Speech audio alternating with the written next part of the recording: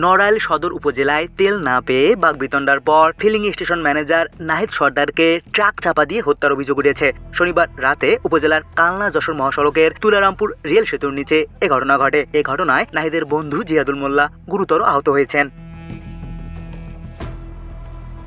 নিহত নাহিদ সর্দার উপজেলার তানভীর ফিলিং স্টেশনের ম্যানেজার পদে কর্মরত ছিলেন। তিনি তুলারামপুর ইউনিয়নের পেরলি গ্রামের মৃত আকরাম সর্দারের ছেলে। তার বন্ধু জিয়াদুল মোল্লা একই এলাকার জহরুল মোল্লার ছেলে।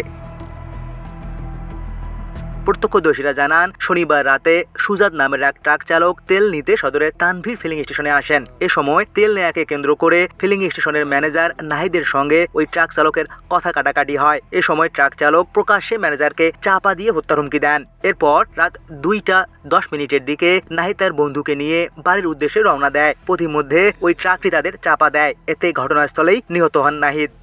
তারপরে ম্যানেজ যখন আলো রাত 2টা 9 বাজে তখন বাসার উদ্দেশ্যে রওনা দেয়। তখন মনে করেন এসে সুজাত ড্রাইভার পাম্প থেকে বেরিয়ে আমাদের ম্যানেজারের পাশ যায়। তারপরে আমরা মনে করেন এখানে ভাবতেছি যে ও তো বলছিল যে তোকে ট্রাক দিয়ে চাপা দিব। তখন আমি এক ভাইকে বললাম যে ভাই চলেন ঝামেলা হতে পারে, আমরাও যাই যাই দেখি যে আপনার এই সুজাত ড্রাইভার আমাদের ম্যানেজারকে গাড়িতে চাপা দিচ্ছে।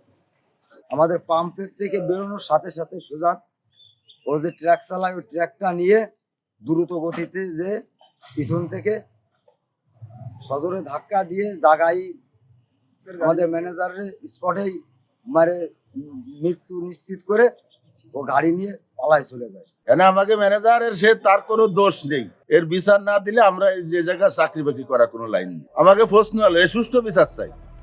পুলিশ জানায়, নিহতের মরদেহ ময়নাতদন্তের জন্য জেলা হাসপাতাল মর্গে পাঠানো হয়েছে। এ ব্যাপারে মামলা দায়েরের প্রস্তুতি চলছে।